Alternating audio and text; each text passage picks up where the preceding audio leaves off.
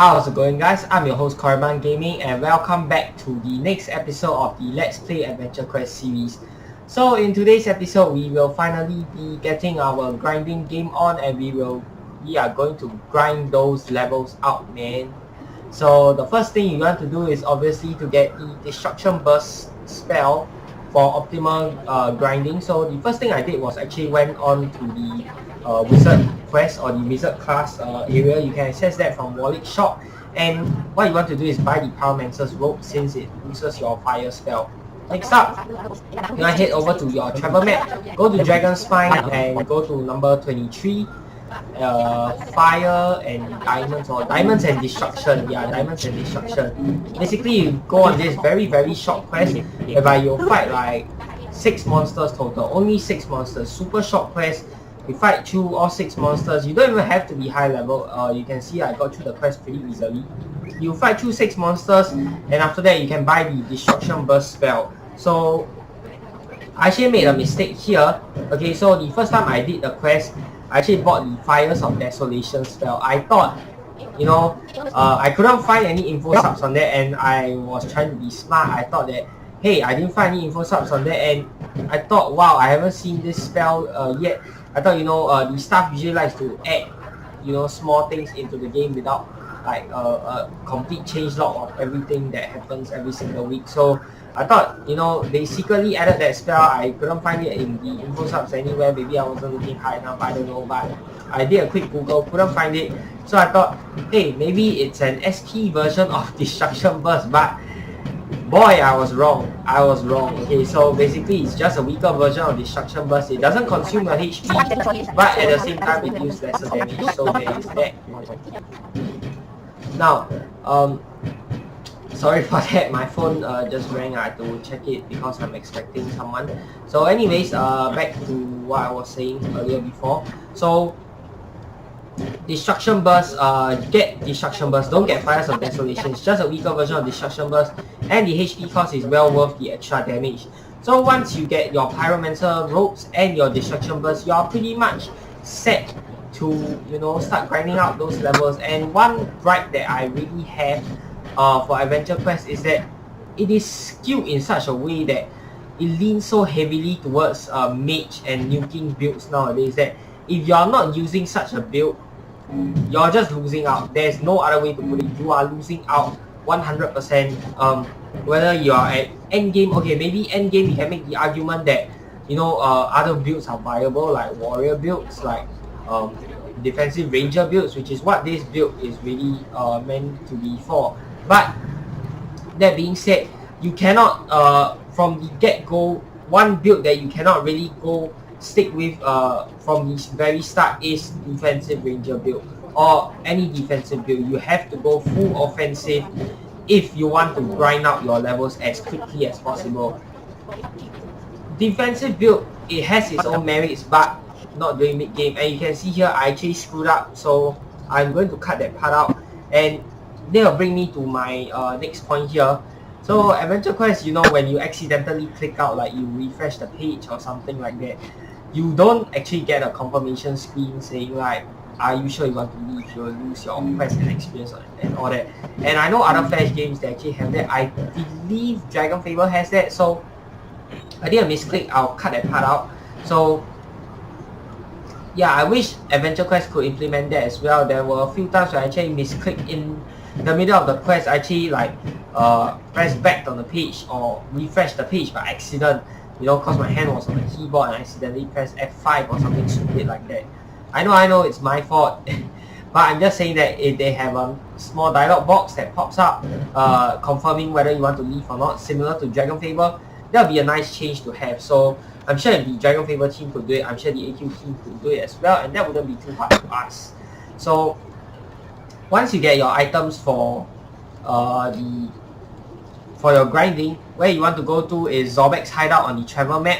Afterwards, you want to click on Zorbek vs Twilly, which is the very first quest. You can see here the graphics in this quest for the cutscenes. They are still using the old graphics, so this is a very old quest.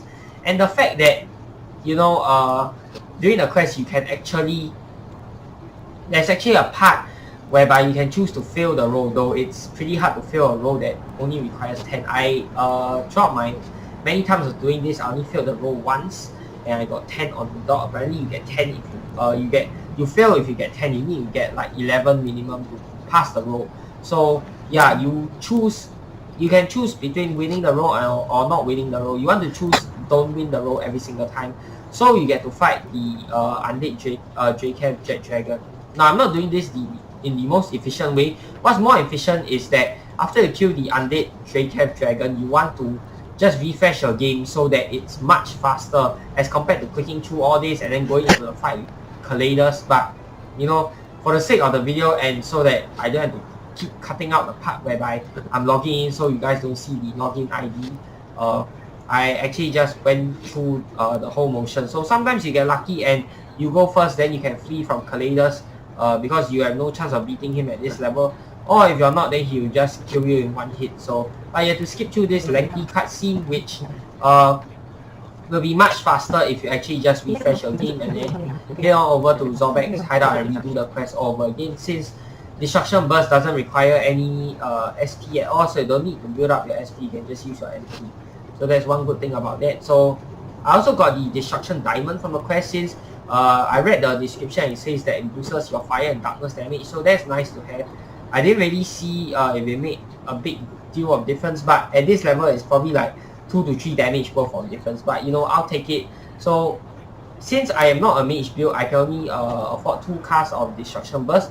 But that being said, the undead JCav still goes down rather quickly because of its 200% damage to light. So if you don't have enough MP, or if you're not focusing on a full mage build like I am, then what you want to do is just get a good light weapon like the light longbow that I have, use a bowmaster emblem if you want to, and the undead dragon should go down rather quickly. And each kill gives me about 2.4k XP, which is about 1 level up or half a level. So that is extremely fast, and I leveled up more times this video than I have in the past don't know how many videos. It's just such an efficient way of farming XP. Even if I don't speed up this video, it's less than an hour long, and I gain like what?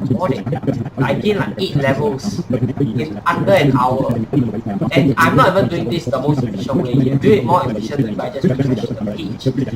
That way you can probably like hit your XP cap. Okay, so I didn't go all the way up to my XP cap this video. I'm probably going to do it off speed because it's just going to be the same thing on loop over and over again. This is not on loop, this is what I was actually doing, but you're just going to do the same thing over and over again until you hit the level cap for that day, and you will be able to reach the next level in like, I believe, less than a month, probably a month, 2 months time. Okay, so after you reach around like level 65, level 50 something, this way of farming XP won't be as efficient. There are other ways. So yeah, also before I forget, huge shout out to the person who actually commented down below letting me know of this method of farming. I believe it was also Maximus, always leaving long comments on my videos, so thank you very much for that. So as I was saying before I got interrupted once again, so sorry for that.